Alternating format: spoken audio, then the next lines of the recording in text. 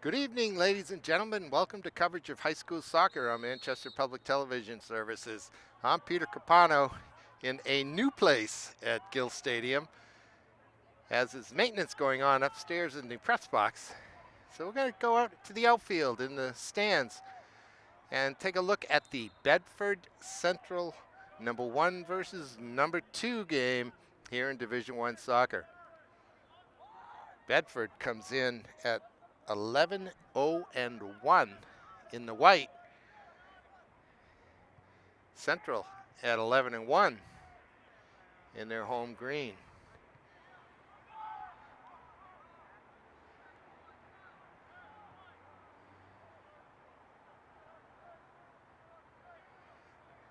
We are just underway.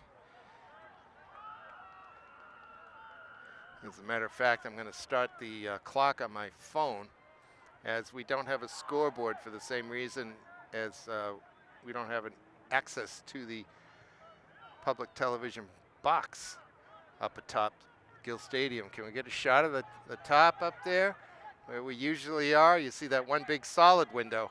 That is the TV box for coverage. Here comes Central now for their first attack into Bedford territory.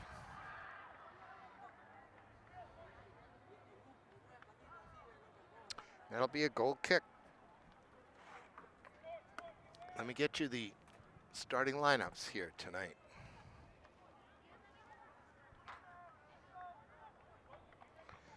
Start with the visiting Bedford Bulldogs, sitting atop the table, as I mentioned, at 11-0-1.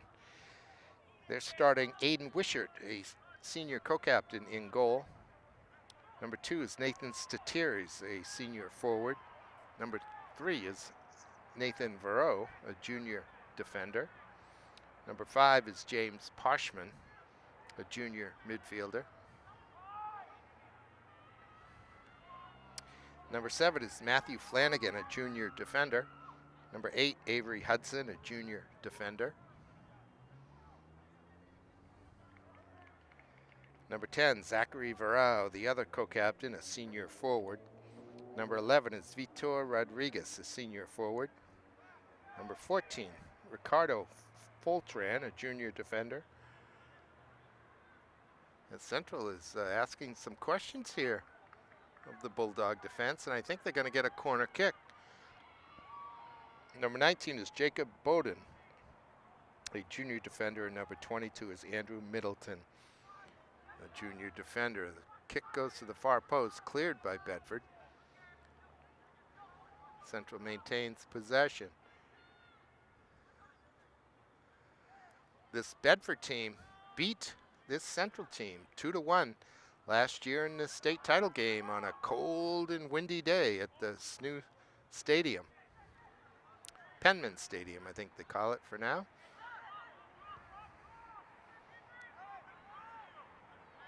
There's a long, hopeful ball in from Matthew Flanagan of Bedford, gobbled up by number 1, Alex Walker, the junior goaltender for Central.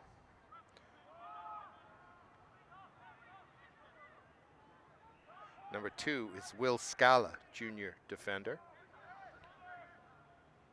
Number 3 is Alex Alberto, a junior defender. Number 4 is Ali Alzawar, also a junior. Number 8, Sam Latona, junior midfielder and a co-captain. Number 10 is Rahul Drukpa, junior midfielder. Number 11, Samuel Asantha, junior forward. Number 12, Moises Akili, senior midfielder. Number 13, Gavin Lins, sophomore midfielder. Number 14 is Dominic Furtado, a senior defender. And number 22, Moses Garcia, junior defender. Sam Asantha up ahead to Sam Latona. I think it was Drukpa running onto it. He ends up pushing it over the end line for a goal kick.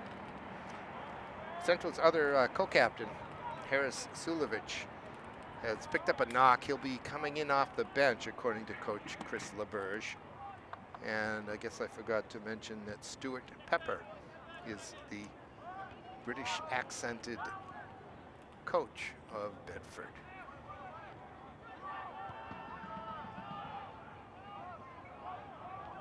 This is the new surface at Gill Stadium put down this summer.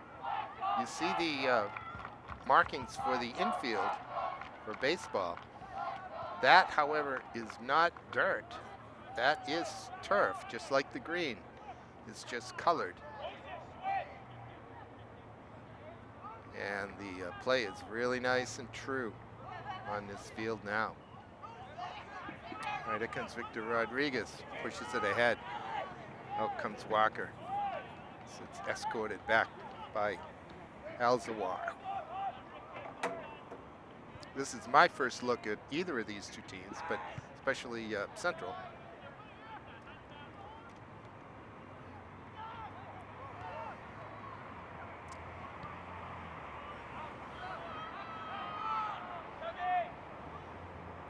And this is the 13th game for each of these teams, which it's a 16-game season. So this being Tuesday, the 15th of October in 2019, we'll play this week and next week, and then it will be tournament time.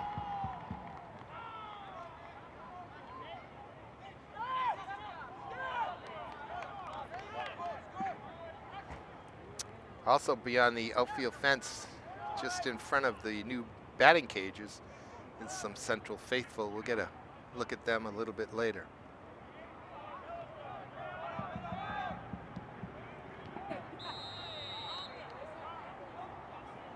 It was rather a spectacular trip to the ground by Vitor Rodriguez. Not sure how legitimate that was, but the referees, Pete Tanguay and Ian LaRose, are going to award Bedford the kick.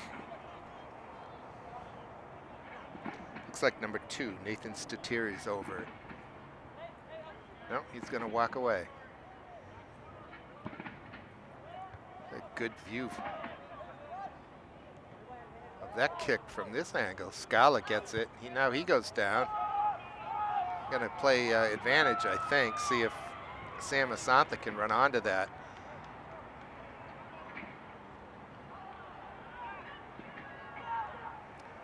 Players are getting more and more sophisticated in the techniques of trying to get a foul, wasting time or eating up the clock, if you will. I don't think you'll find any more sophisticated teams than these two in the state of New Hampshire. They're not the only ones, but Bedford and Central have had some great matches over the last few years. Referees called a foul throw on that. I couldn't see it from here. So Bedford will do it. That almost looked like a foul throw itself. Ball has to be released. It has to be thrown from the back of the head. It can't be brought to the front of the head and just dropped.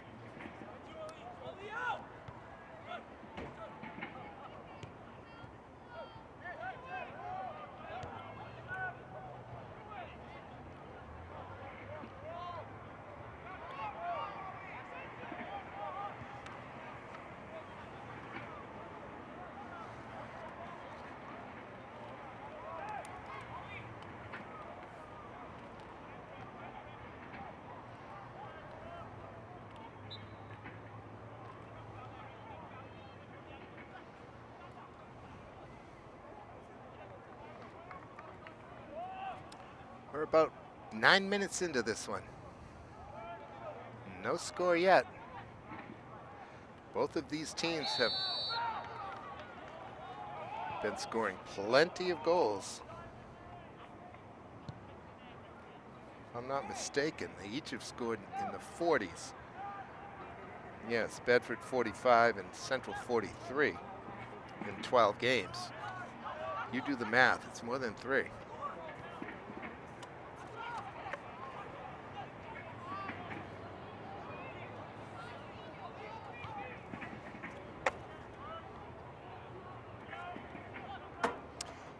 was a beautiful day in New Hampshire today.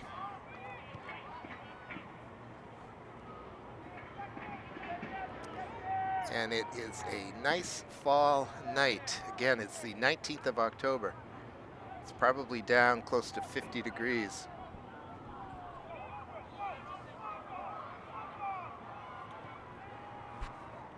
The 15th. 15th. Yeah, the 15th, excuse me. 15th of October, not the 19th. That's a good effort by Bedford that time. Try to pick out a teammate. Here comes the little green the other direction.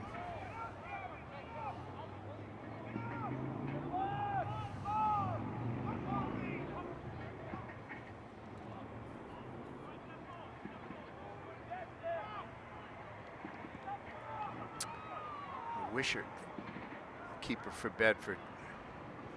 Careful to make his decision, but it is a turnover.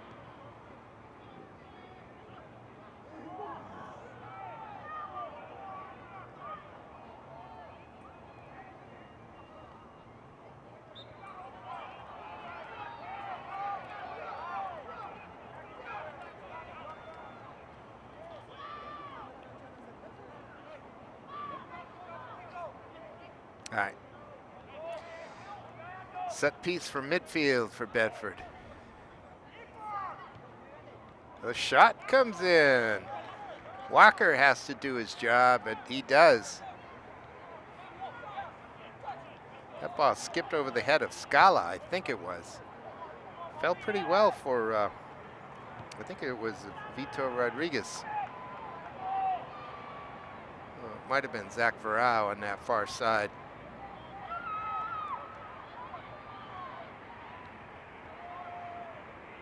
I believe Varau took a long pass that went over the central left back's head fairly late in the championship game and converted to give Bedford that 2-1 win.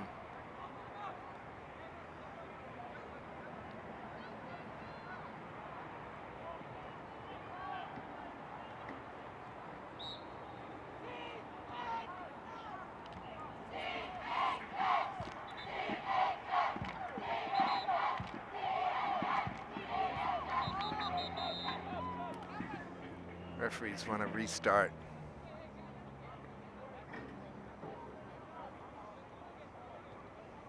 Not sure what that was all about. But it looks at the players, they're not sure what is going on either.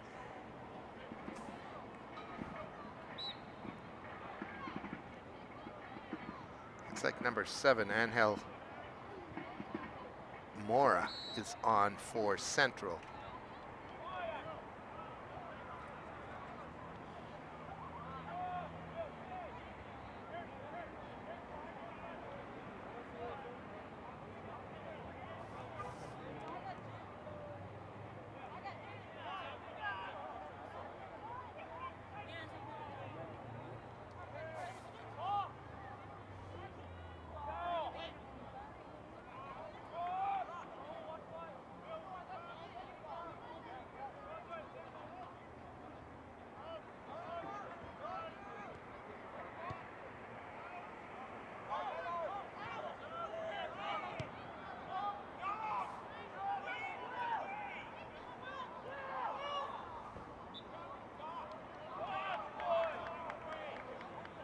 Big throw in.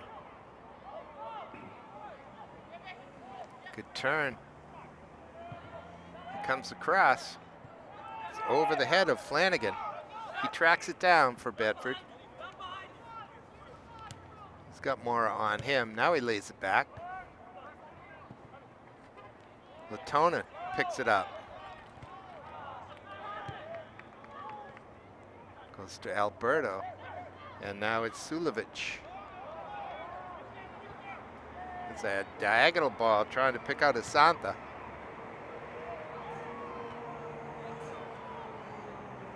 This game's opening up a little bit right now. Flanagan. Rodriguez for Bedford. Now Latona. This is Furtado. Poked up by Akili.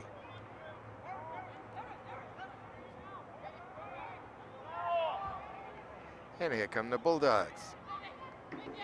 3v3.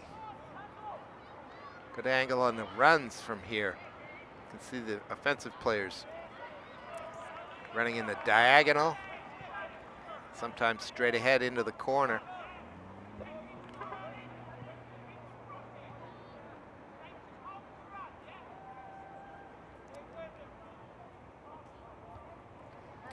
Away by Furtado. Furtado. No, that time it was Alzawar with a nice chested ball back to his keeper, Walker. He starts the offense with a throw to Mara. Here's Latona. Drukpert battling. He's going to be judged to have been pulled back, I think. It'll be a central kick right around midfield. From here, you probably can see the white mark that is second base. That too is stitched into the field. That's obviously there isn't a base sticking up out of the ground there. That's stitched in.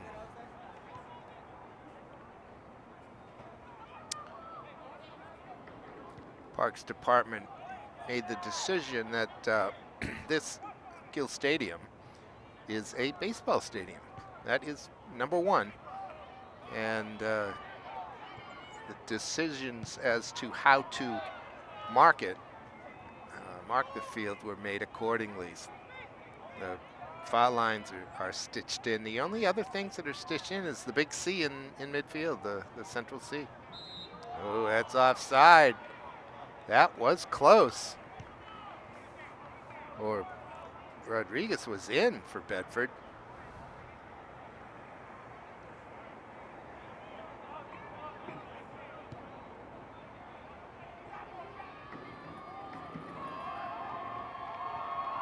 Santa looking for a call.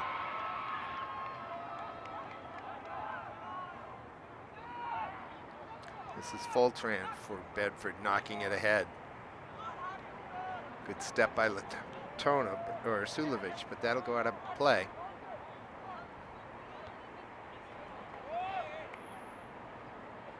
We're about 16 minutes into this game. No score. Bedford in white. I think this time Fultran of Bedford stepped onto the field. To me, that throw looked a little one-handed. That's the other thing about throw-ins. They have to be with both hands. You can't favor one. You can't put one hand behind the ball and throw it on. Kind of look for the spin of the ball. If it comes in like a baseball's curveball, you know it was thrown more with one hand than the other.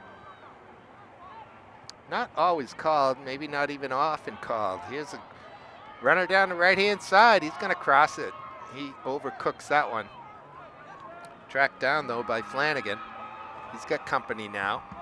It came off Flanagan. He gets to it. Walker with a touch. And a very necessary touch by Will Scala with his left foot to redirect that thing away. As it was just out of the reach of Alex Walker, he came out for it. Scala with the very nice touch. Here he is. Looking at that, he's probably a left footer. That looked like a foul to me. Walker has to come out. He hesitated that time. I think he got a little advice from the bench to go get that one, play it with his feet. The yellow lines, especially those at the top of the 18, are quite faded. At this point in the season, that's probably true. They need to be redone. They certainly will be for playoffs. There's very little doubt that these Central boys will host a playoff game. The Central girls may as well. We can talk about that a little bit later. Here's Latona. Doesn't get it past the defender. Bedford will come back at us. That may get whistled. Alzawar.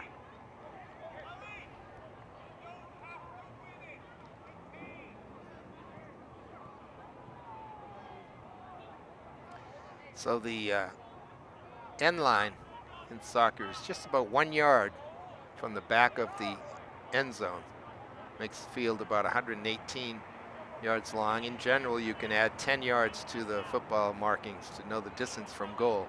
So this one's about 37 yards, 36 yards. This is Nathan Stateris, bounces it in. Sulovic gets to it first. It's not away though. That's great anticipation by Latona. And he's going to try to free Asantha. You heard the name Josh Asantha many times over the past couple of years. This is his little brother Sam, who got considerable playing time last year as well in a substitution role.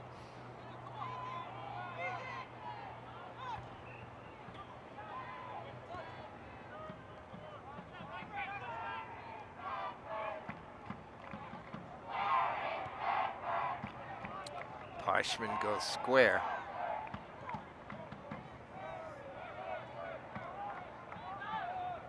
Bedford looks quite direct as they look for openings between the central defenders. That's a good tackle, no matter how spectacularly the Bedford player goes flying to the ground.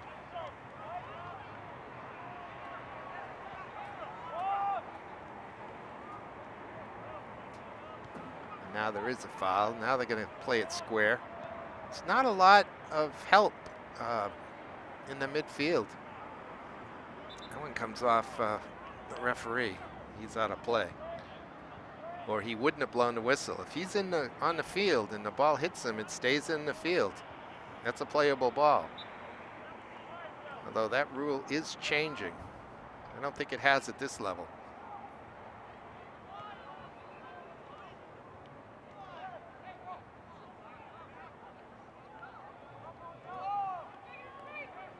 All right, here comes Drukpa. Hoping for a runner to his left, didn't have one. Counterattack, there it is again, pretty direct. Walker comes out, bravely grabs that. I don't really care for the Bedford player. It was Zachary Varao. It seemed like he left his legs down a little low. Might have got some contact. Walker is fine.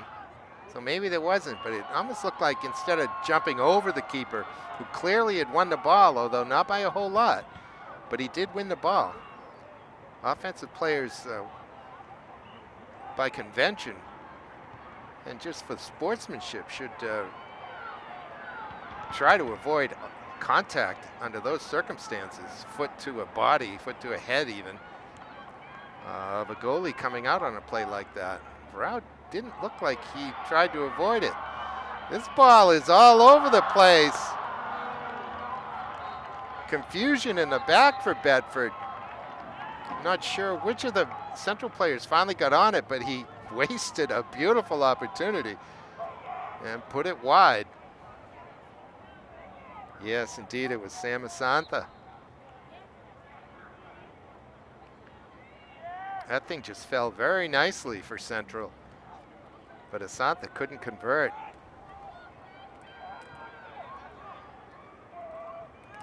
Alberto puts his head to it. Latona has it. Tricky midfielder.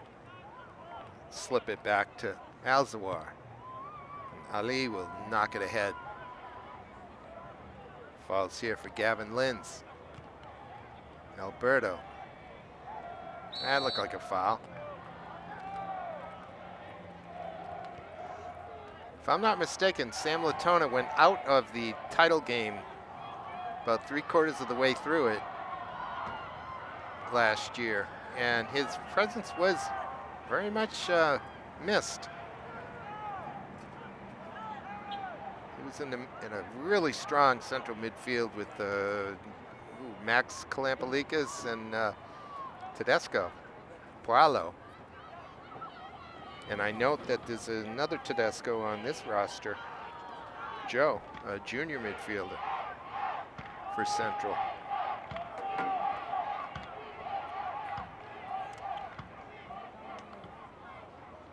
All right, we're about 25 minutes into this 40-minute half. No score.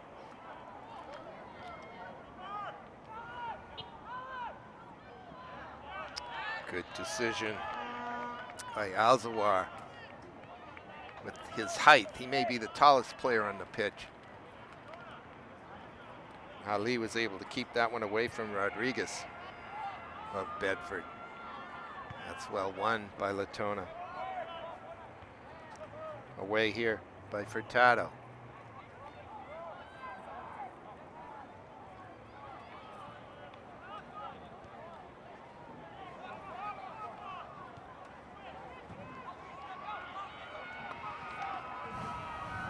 All right. Here's the shot in, blocked.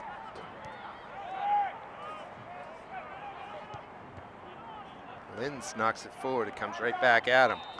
Alzawar did the good defensive work that time and blocked the shot.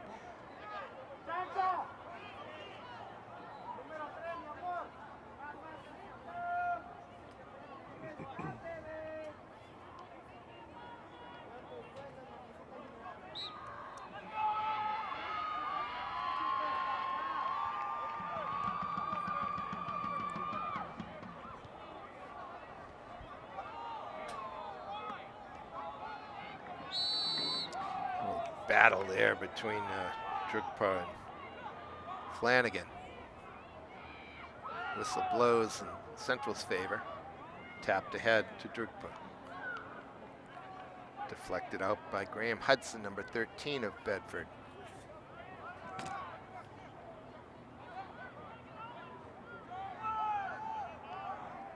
It's number 22, Garcia of Central.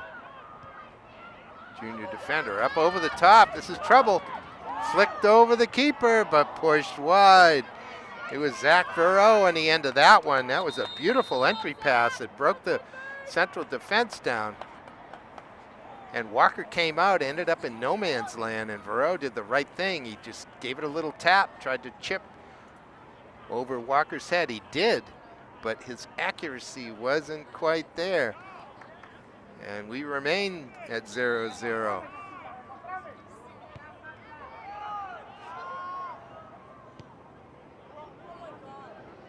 So we've had a very good opportunity for each team, taken by neither.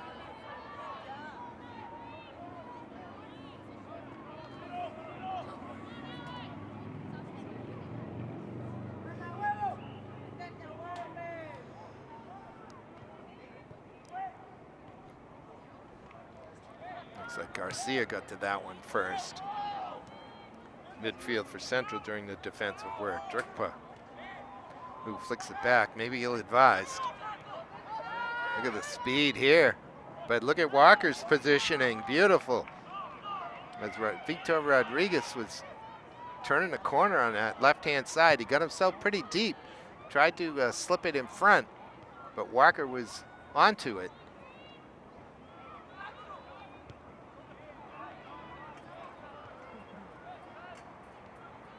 That's a foul. You could see that time number 5, James Poshman. He wasn't going to be able to get to the ball, so what he did do is go after the man that beat him to the ball, and he kind of turned and stuck his rear end into him, knocked him over. He was not playing the ball. He was playing the man.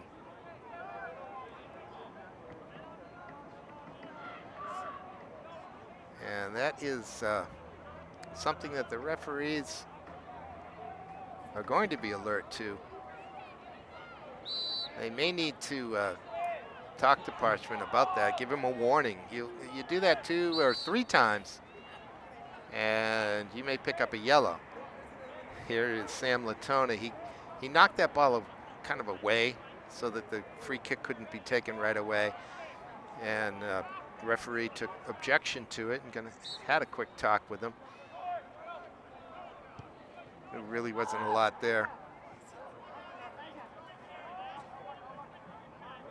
But these referees know that they know the sophistication level of these players.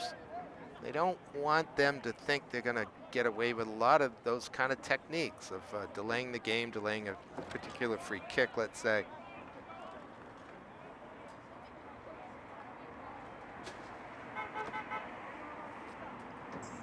It's probably wise for them to be strict.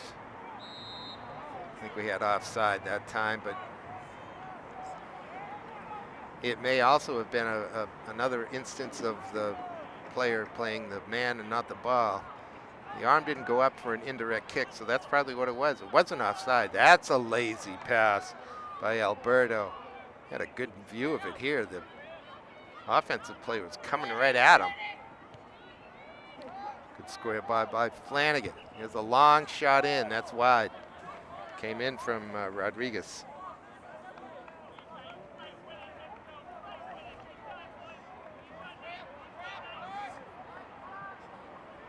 I lost my clock.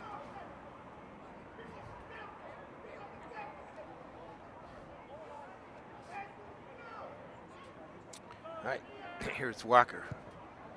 He's left-footed. Goal kick. It's knocked down. That may work out very well for Asantha. Good recovery there by Andrew Middleton. That got over his teammate Nathan Verreaux's head. Middleton had to clean up, or Asantha was in.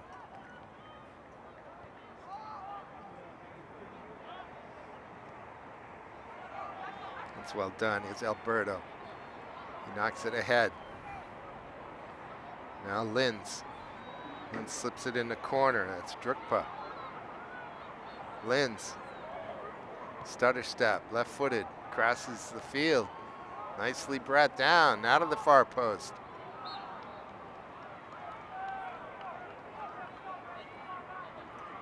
Now that's your left back receiving that diagonal pass and making the cross to the corner.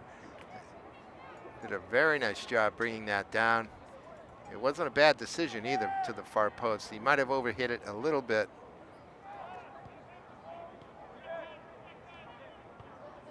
But that is well done. Good job there as well to get the offsides. That's Will Scala over there.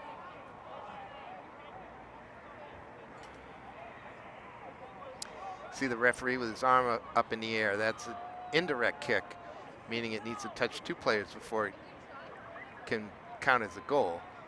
Certainly not much of a threat at that spot, but that's how you can tell between a contact foul and an offside. A few other dangerous play is an indirect kick.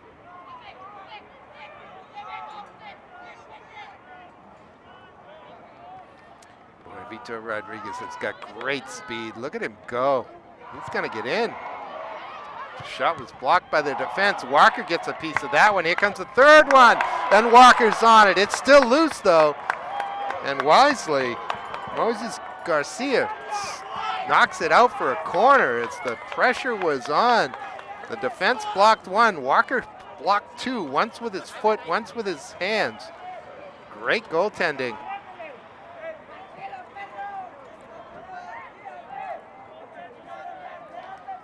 We're in the last 10 minutes of the first half. There's Zachary Verreaux over the ball for Bedford. He goes short. He's going to get it back. There it is. Now he'll go far post maybe. Yes. It's going to be offside. I'm not completely sure that he was offside on the pass. The step up by the central defenders might have been a little bit late. But I'm not going to argue with Mr. Tanguay on that one. It did look offside. Watching at home on your computer, you can back that up, maybe put it in slow motion.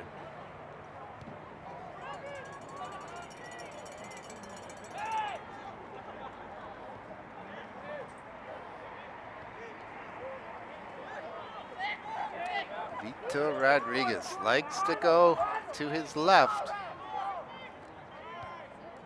And he is quick. causing all kinds of problems for the Central defense. Right in front of us here at Gill Stadium. This is a view you're unlikely to get again, as there's some maintenance going on up in the scores box, all in the press boxes, sitting on top of the roof, and they're inaccessible for today.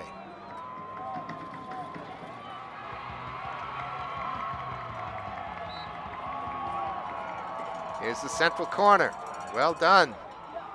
But it doesn't get past the first defender. Knocked right back in. It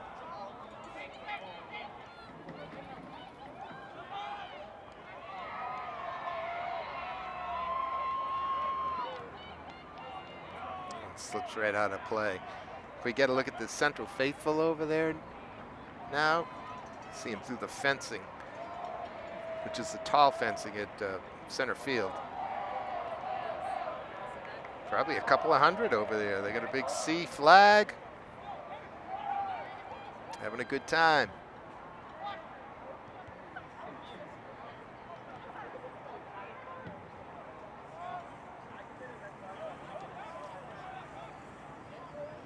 Here's Sulovich. He doesn't pick a teammate out. Well done by Alzawar. Tona. Now Drukpa. Diagonal ball. He's making that run down there. I think that's Akili for Central. And it will be a Central throw, I think. No, maybe a corner. Yes, a corner. A lefty will put it in play. Now he goes far post. Knocked down, deflected, and now cleared. Alberto gets ahead to it, but it's who else? Rodriguez.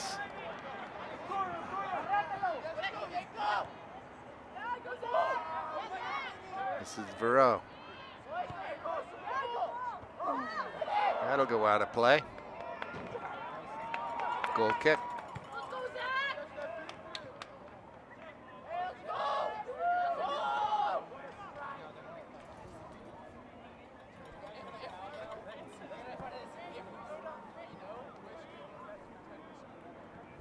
Probably about 5 minutes left in the first half. We're without a score. We're going to stop the clock for a second. It looks like Harris Sulovich was down, and the referee's going to allow a substitution. Sulovich, the co-captain, did not start today. He's played a fair amount here in the first half. Came on for him. I think it was Joe Tedesco. Ooh, look at the spin on that. Tedesco gets his first touch. So we're in number 17. That is Sam Asantha. Ooh, almost taken down from behind. He got enough of him. The referee's going to go in and have a chat with Parshman again. There's Parshman.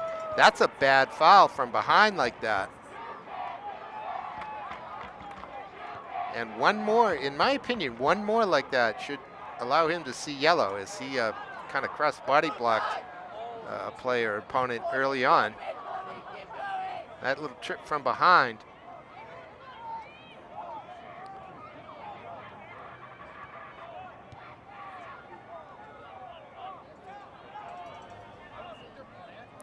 Parshman, big junior midfielder wearing number 5 in white.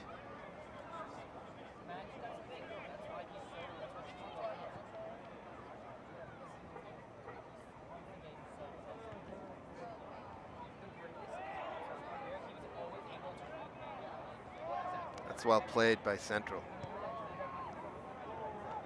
Well picked out here too. That's Asantha. A lot of defensive company down there, and here comes the counterattack. I think Rodriguez stepped over that intentionally. hoping or thinking there was a runner behind him. There was not. First to it was Axel Alberto for Central. Alberto sends it out to safety temporarily. There's the whistle. That's the end of the half, ladies and gentlemen. It's no score on a chess match of a soccer game here. Bedford coming in as the top team in Division 1 with just 2 weeks left in the season at 11-0-1. 0. Central right behind him at 11-1. 0. We'll take a break. Come right back for the second half. All right, we're getting ready now for the second half, and the Central Faithful have moved down at this end of the stadium as their team will be attacking this goal in a 0-0 match. There were some Bedford fans here in these stands just down in front of us. They hopped over the fence and went onto the field. You can see them kind of directly in front. They were disappointed earlier today when the Central girls took the Bedford girls 2-0 out there at in Bedford, indeed. Big win for the Little Green girls. They moved to 9-3. Bedford slips to 10-3. Head-to-head, that would give Central the advantage should they end up with an even record.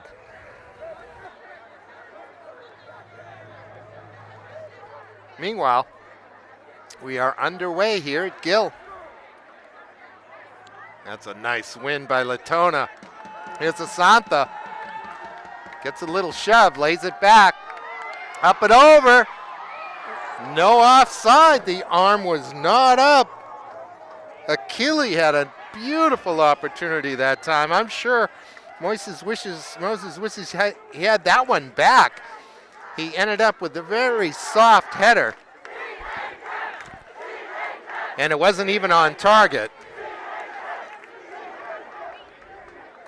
And very early here in the second half, the Little Green have a great opportunity. Latona with the steal, worked it in combination, and it fell beautifully for Achille.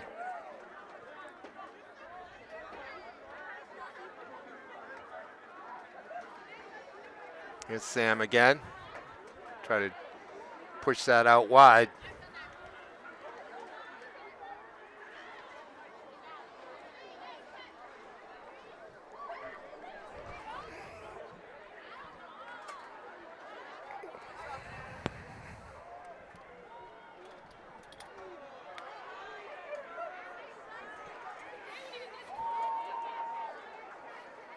It's Bedford done their first attack. Walker has it. I think there might have been a whistle. So far away from that attacking zone that I can't even hear. Always. Good heading clearance by Jacob Bedouin, that right back for Bedford. He was the player furthest away from us here in the stands in the first half.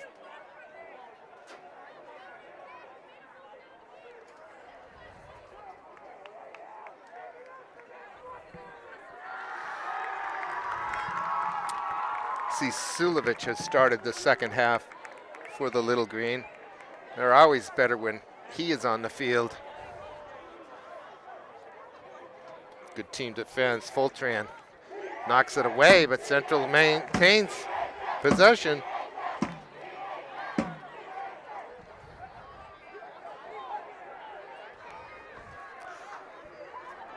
Starting to feel like I'm embedded with the fort down at Foxborough for the Revolutions game.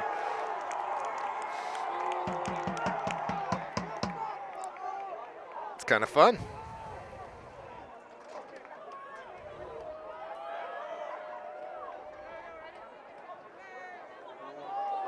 Nice little working give and go.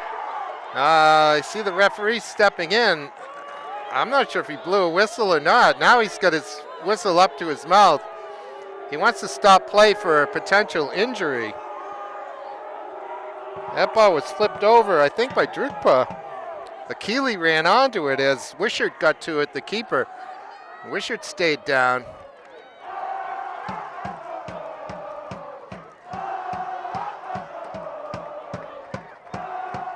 He looks like he's going to be okay. Probably he took a foot to his hands in looking at that play. I really don't think the referee saw anything wrong with it. I think Akili got to it while it was still loose.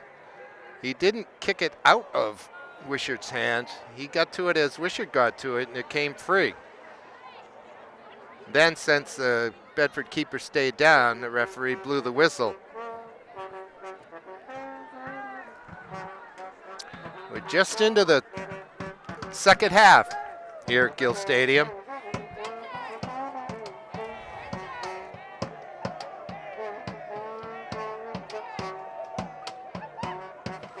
No score in this one. Once again, we're watching from this angle due to some maintenance up in the press boxes on the roof across the field from us.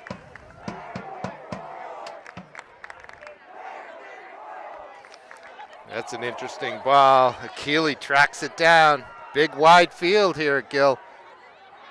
Akili's going to end up touching that one last. He's trying to convince the referee that he should take a corner. But that's not how that's going down. But that's a tough call for that referee to make at that point. Here we are with the two system, instead of the one in the middle and the two running the sidelines. That's a tough call for a referee. Pete Tangway got that one right. But he's looking across the field. Sometimes difficult to even see that line from where he is. Or she, as it may be.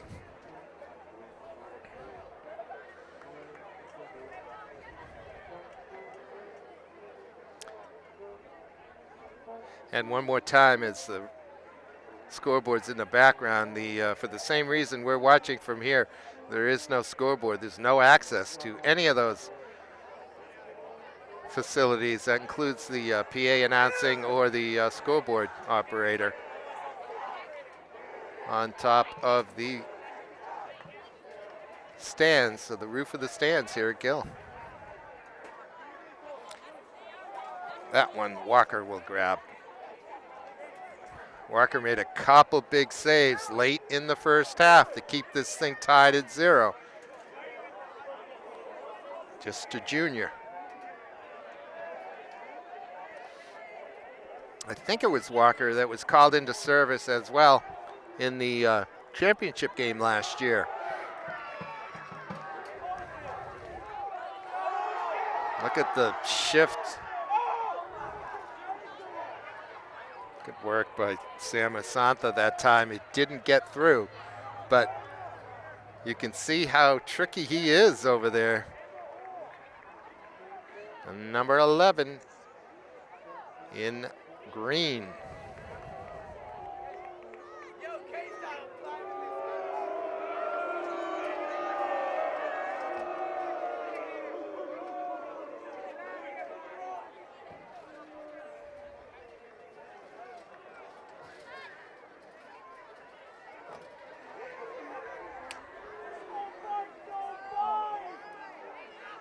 Look at the work rate of Asantha. Might end up burning himself out, chasing all those defenders.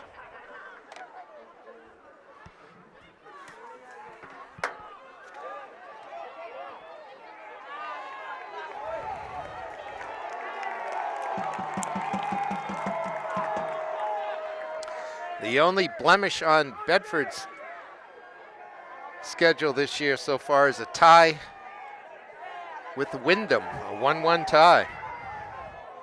And get this, ladies and gentlemen, this Bedford team has given up just 2 goals all year long. 12 games, 2 goals. The other one was opening day against Winnicott in a 3-1 win. They're lucky not to have conceded here. And they're unlucky not to have converted. So a 0-0 scoreline is quite fair in my opinion. Central had the better of the opening 5 minutes here in the second half. Game has evened out a little bit, I think, since then. We're up over the top, trying to pick out Zachary Varao. Good defensive work. I think that's Furtado. He clears it, trying to pick out Asantha. Got a foul. Here's Asantha. He's got Latona, doesn't go back to him, uses him as a decoy. Goes on the diagonal. I think he's got Gavin Linz out there.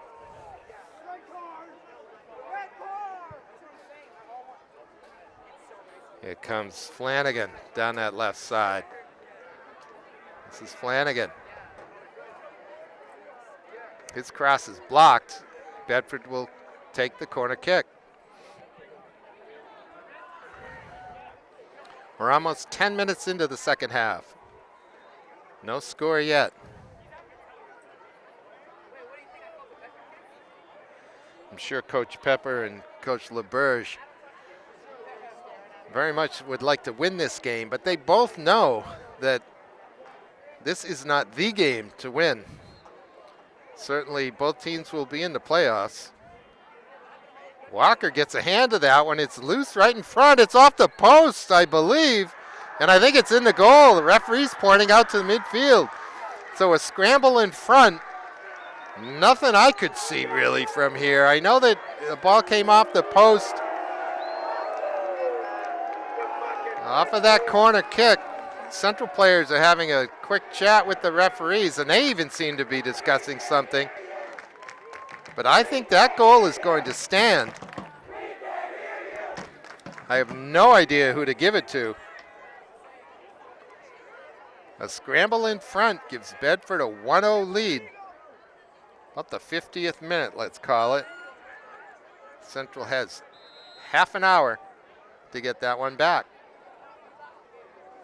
Again, this Bedford team scored 45 goals in 12 games.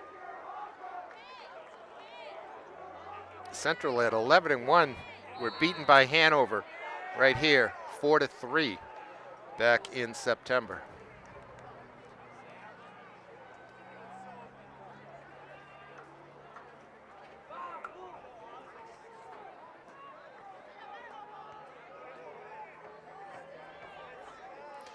Let's see how this goal changes the complexion of the game. Bedford may sit back a bit. That came off the Bedford player. So that'll go over for a goal kick, corner kick, excuse me. Interesting angle on the corner here. See, Central's only committing 4 players in the box. Comes out about 10 yards out. Knocked around. I think that was Silovich who got to it out just outside the box. Here we're up over the top. That's a nice touch. Good idea by Achille. He tried to volley that thing. Very difficult to do coming in over his right shoulder with his left foot. But he saw Aiden Wishart, the Bedford goaltender, coming out and knew that a good touch directly, a good volley right off of that service is his best chance of beating that keeper, because he would have surprised him. But he didn't quite get all of it. And Wishart happily gathered it in. Achille lets that one scoot under his foot. Varao knocks it ahead. Latona now. See that speed from Rodriguez as he just tracked Latona down. Here's an interesting ball up over the top, but Walker is alert to it. He'll start the offense with a throw. That is a foul. You saw Asantha that time get to the ball in front of Bowden. Bowden got a piece of Sam, hence the foul.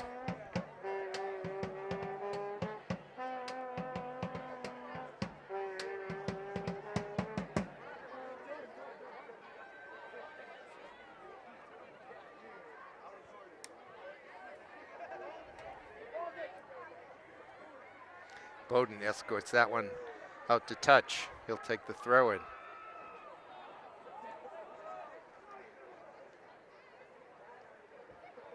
Nicely laid off by Nathan Statiris.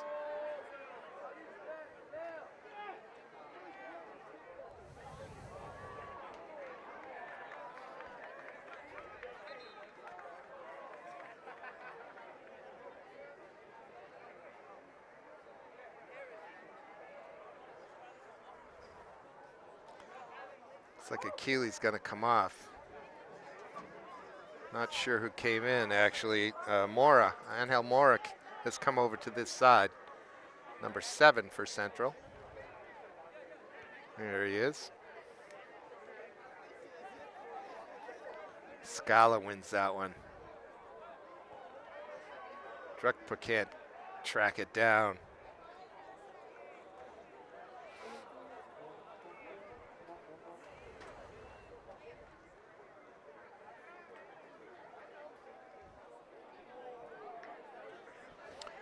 We're about 15 minutes into the second half, ladies and gentlemen. 55 minutes in the 80-minute game. Bedford by 1-0.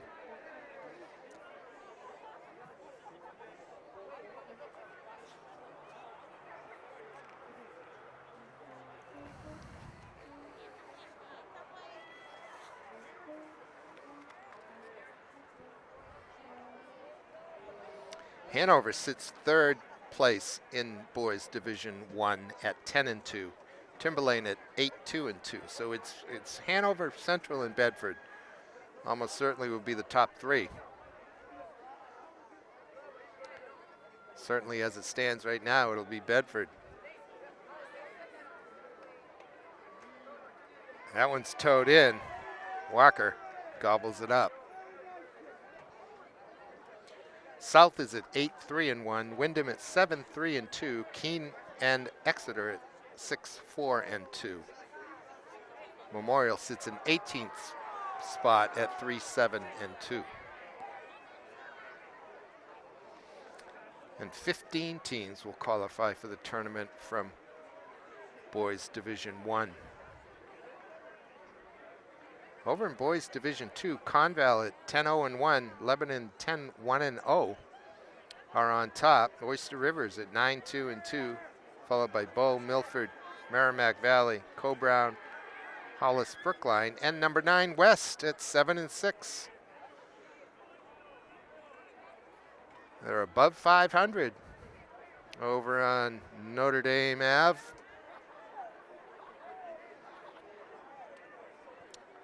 We covered a game over there. I think it was Merrimack Valley.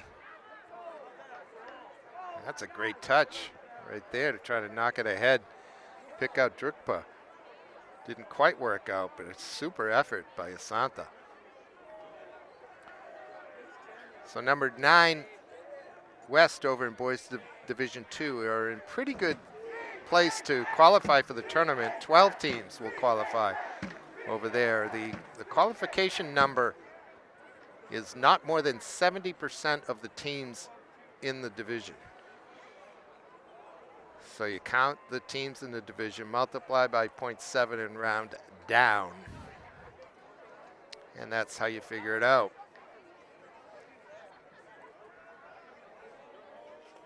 Here's Central on the counter. That's way offside. Not called. Latona ties it up. Oh, that's given. Beautiful work by Central.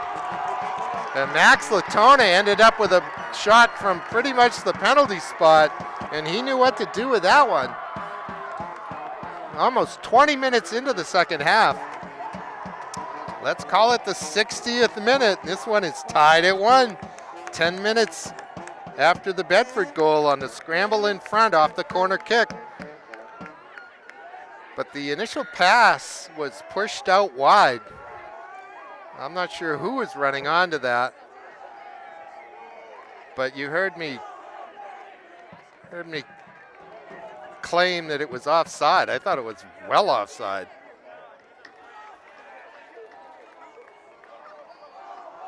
But again, the two referee system. Oh, look at that. Walker comes out and knocks down the Varau attempt at a chip. As Bedford asks a question right away off of the central goal. But I was going to say that the linesman, or the assistant referee as they're typically called, is there almost exclusively to call those offsides. And the referee on the field that time wasn't in the right position to see that. And they're just not going to be able to, because that's not the primary job. They've got to control the entire game. They've got to have a good view for the handballs that come up even at midfield, the trips, the pushes, the clutches, the grabs.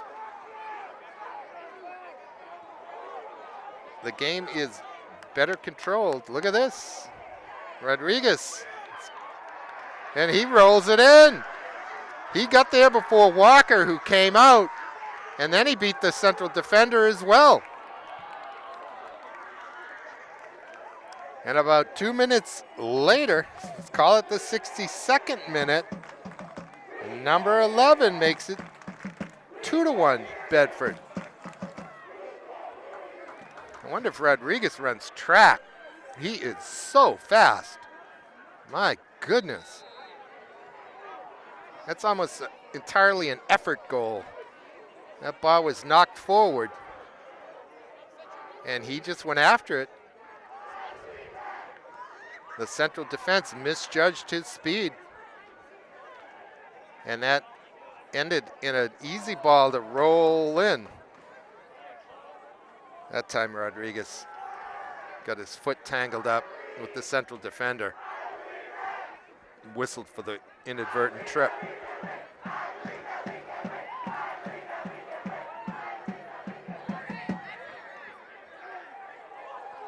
And Achille knocks it ahead.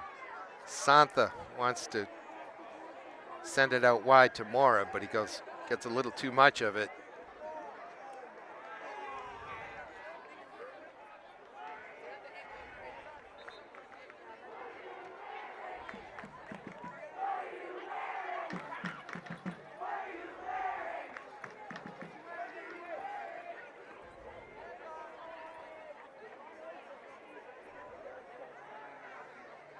Substitution here.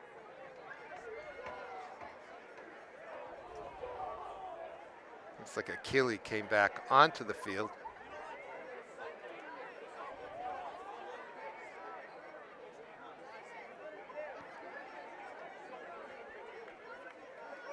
So after a scoreless first half, we've hit 3 goals in the first 22 minutes of the second half. That's a crunching tackle. Oh, there's nothing wrong with that tackle. Matt Flanagan came in and slid. The referee doesn't agree, but I had a great look at it from here. That's just a good, hard tackle. He won the ball. The other player went down, his opponent went down, but after he won the ball, and he won it face to face. Here's Drugpa, drops it into the mix. It's up in the air, not out.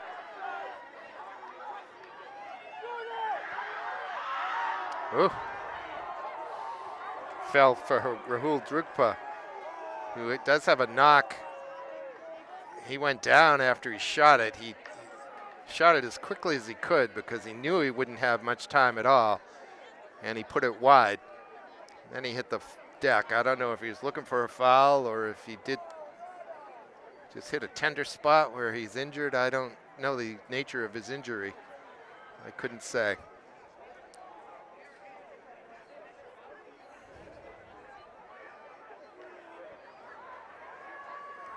Rodriguez puts a little shoulder into his opponent. Perfectly legal.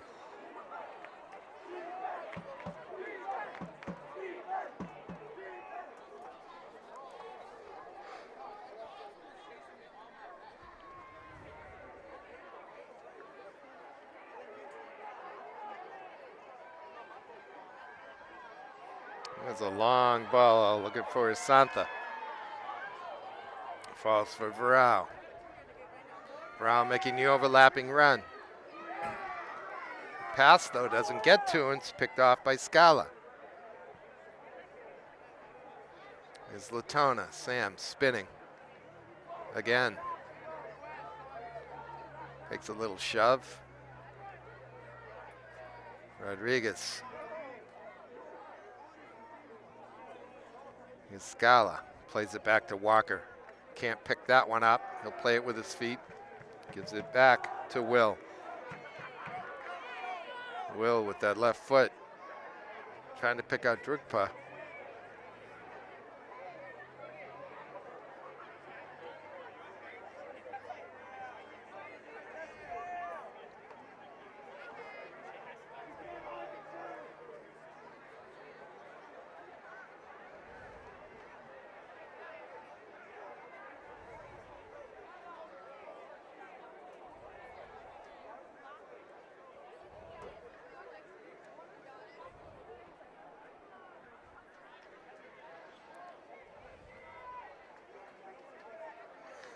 Only about 15 minutes left in this.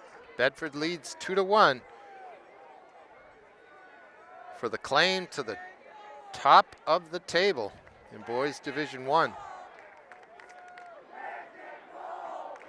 Meanwhile, in girls Division I, Londonderry and Exeter are both unbeaten. They do play each other, I believe, coming up. In fact, there might have been even today. BG is at 10-1, Bedford at 10-3 now because Central beat them 2-0 today. The Central girls knocked off the Bedford girls today, 2-1 or 2-0. Central, of course, the girls have won the state title the past 2 years.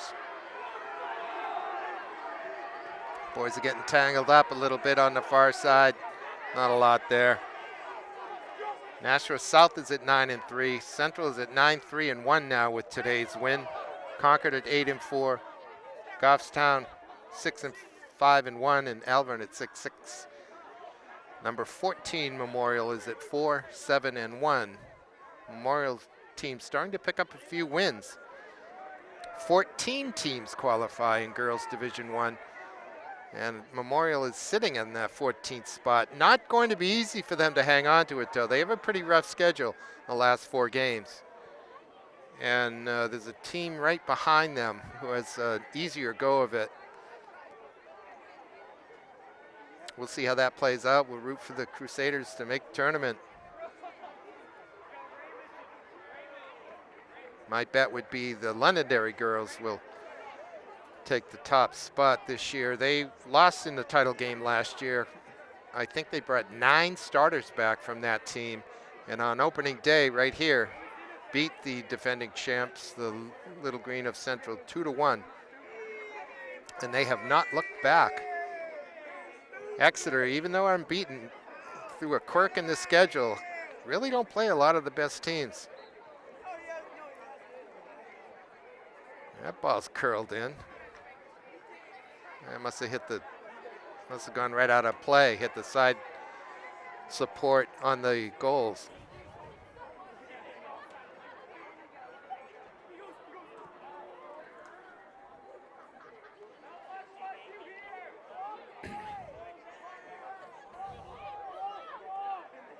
All right, Walker waiting for the substitution to take place.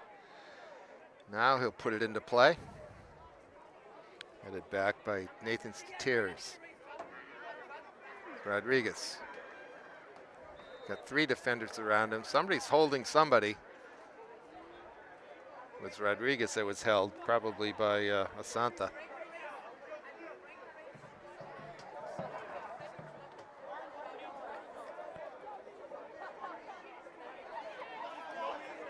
Because it looks like Central has Rahul Drukpa up top right now.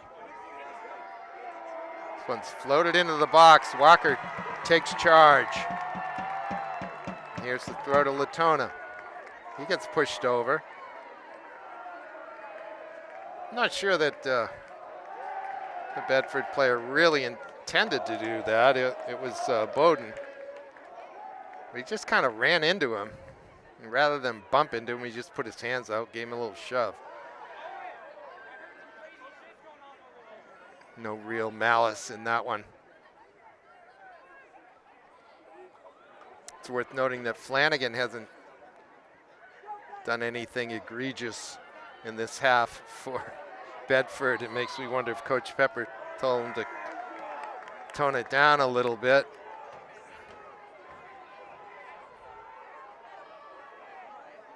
All right, here's an interesting look. The crowd backs up a little bit. Central with a set piece about 20 yards out, but way off to the side. They have 1, 2, 3, 4, 5 players in the box. Another one waiting about 25 yards out. It appears as though Druck was going to take it. He does. He goes to goal. Wishart says thank you very much. I'll grab that. As we're about 30 minutes into this second half, 10 to go. Bedford with a 2-1 lead. All the goals here in the second half. Bedford got the first one in a scramble about 10 minutes into the half. About 20 minutes in, Central answered through Sam Latona. And then Vitor Rodriguez, a couple minutes after that, made it 2-1 Bedford.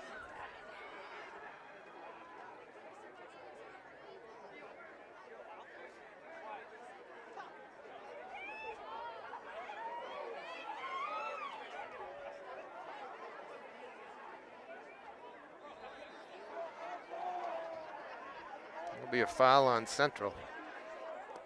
A little too far away for me to tell what happened.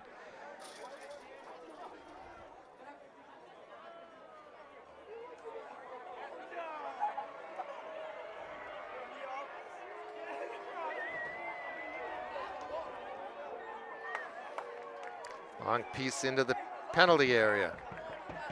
Bedford hoping for a bounce in their favor. They don't get it.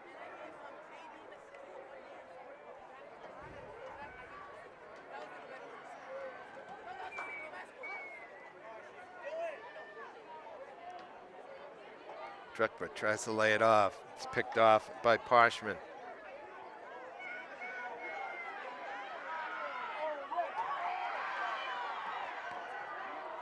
Away by Flanagan. Good defensive work that time by Ricardo Foltran of Bedford to put his head on that ball.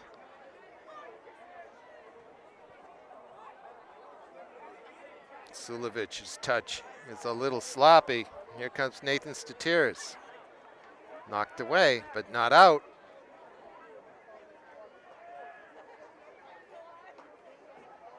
Rodriguez turns. Walker saves. I think it was Zach Varau fed Rodriguez that time.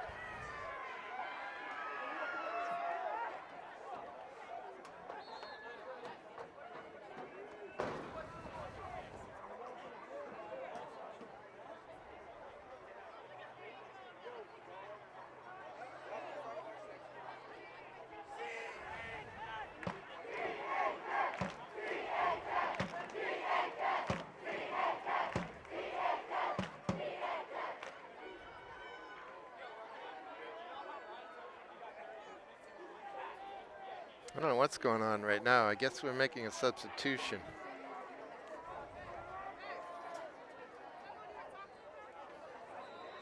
Now we're underway.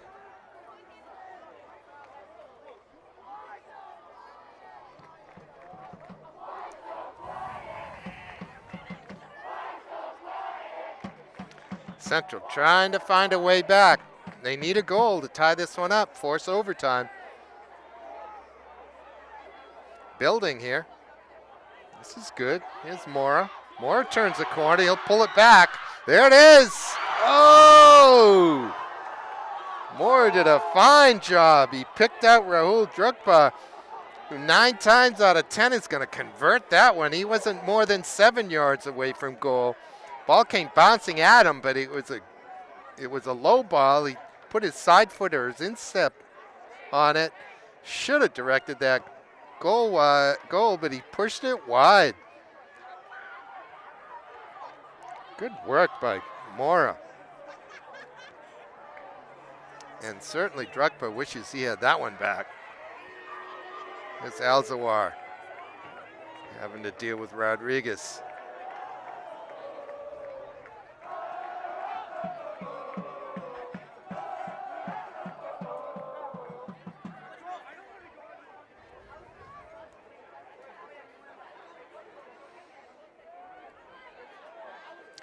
I started the clock function on my phone about a minute into this one.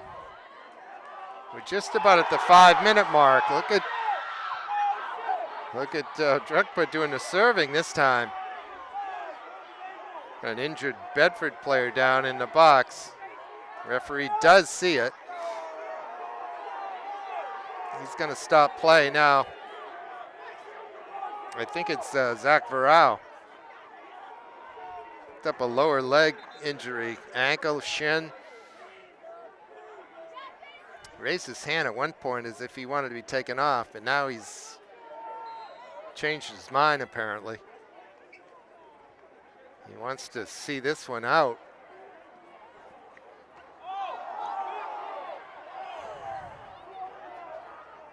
Goal kick.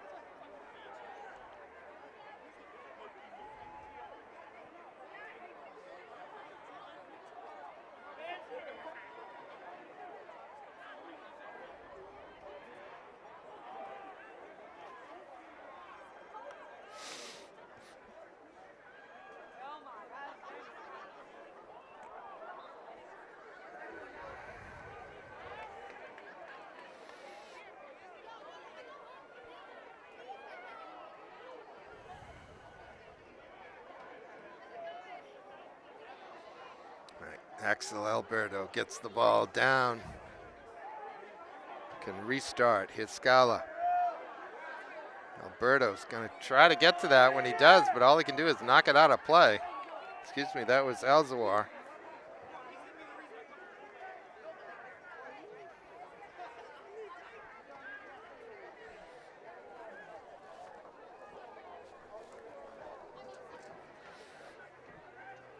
Stuart Pepper's going to make a substitution here. He may do that fairly liberally as that eats up time.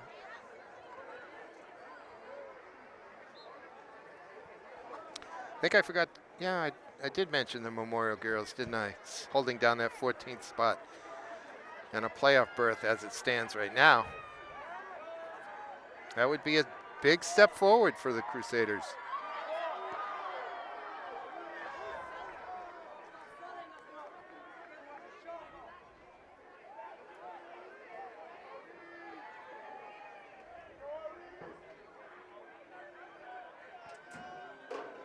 And as a matter of fact, I plan to be back here on Friday when Central and Memorial girls play. They play at the exact same time as the Central boys and Memorial boys over at Shabbat McDonough Field.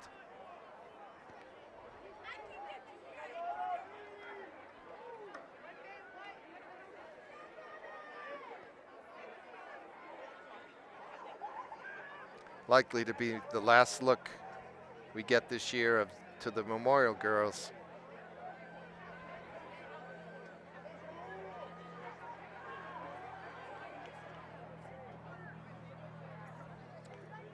Goal kick. The Bedford defense looks up to the task right now. Central really aren't able to break them down, as there are only 3-4 minutes left in this one, depending on how much time the referees add for the injury. We have had an injury.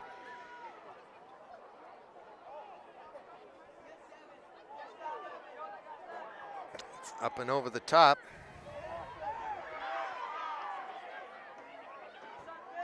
You can see how the white defenders, white shirted defenders here, 1, 2, 3, 4, 5, 6, 7, 8 all the way back. Well, that'll skip out. That'll go for a corner kick. Yes, indeed. Came off the defender's head.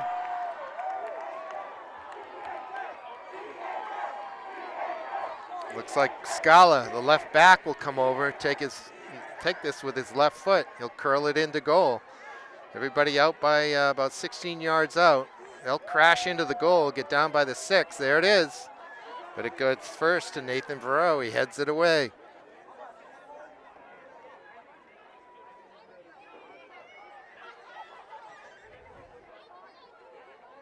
Knocked back in. Bowden gets to it first.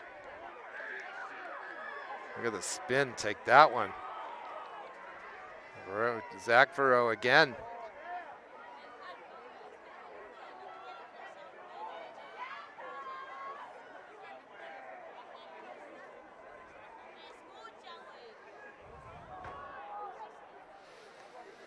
I got about 39 minutes on my clock. There can't be much left for time. I started it a little late.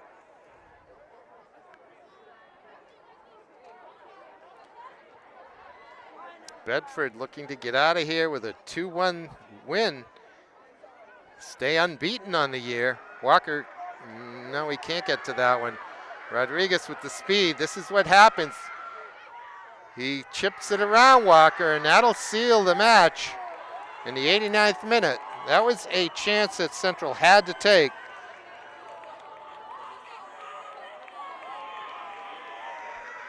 A 3-1 loss is no worse than a 2-1 loss. If you're pressing to tie the game up, so we got a little dueling flag action here. The Bedford one's all tangled up in itself.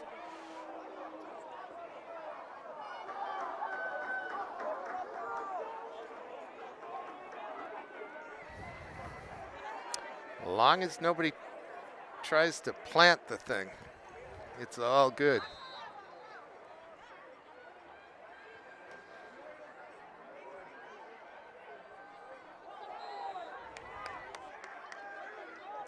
Bedford will go to 12-0-1. Central will be at 11-2. And again, Hanover at 10-2, right there to get the tie. And Hanover beat Central here. So they will have the tiebreaker. So this could slip Central down to the 3rd spot, which is not really of a whole lot of consequence. 2 and 3 play each other. They don't slip to the 4 because the 4th place team is Timberlane at 8-2-2. 4 would get the 1, of course, in the semifinals. And that's generally what you want to avoid. If you're 2 or if you're 3, you're going to play each other in the semis if you win through. It doesn't much matter. I think both teams will be pretty happy with the game here today. Both teams played well. Pretty creative. The speed of Vitor Rodriguez, the senior forward for Bedford, kind of was the story of the game for me. And he did come up with 2 goals. One of them sort of the empty net variety in hockey. But he was a headache all day long for the Central defense. Meanwhile, Sam Asantha with a tremendous work rate.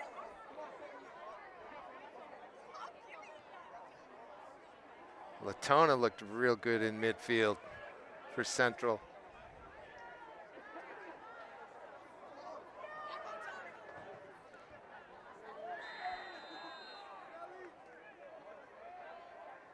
I think we're going to foul here. My clock's at 42 minutes, and I started it late.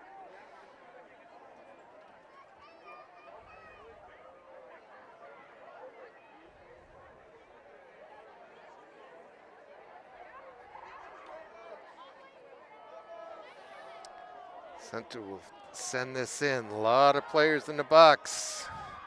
Came off the back of Scala, I think. Corner kick. Central still pressing. Here comes Scala. Left-footed offering. Oh my, that's in. Somebody went down, but somebody put it in the goal too. I think it may have been Drukpa. I'm not certain. One of the Central players ended up on the turf, but it bounced off a defender, and as Drukpa was heading for the goal, it fell nicely for him, and from just a few yards out, he rattled it home. It's 3-2. We're still playing. Frankly, I'm surprised the whistle hasn't blown. Maybe Central can find another one.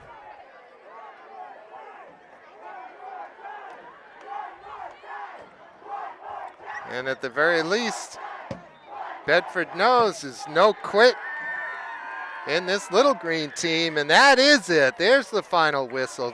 Bedford's going to go home with a 3-2 win. And we're going to go home having watched a fine soccer game.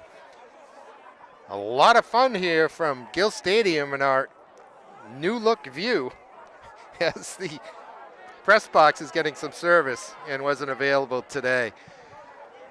I hope you enjoyed it, ladies and gentlemen. I sure did. I'm Peter Capano, and I'll be back soon with more soccer on Manchester Public Television Service. Then the game of the week. Good night.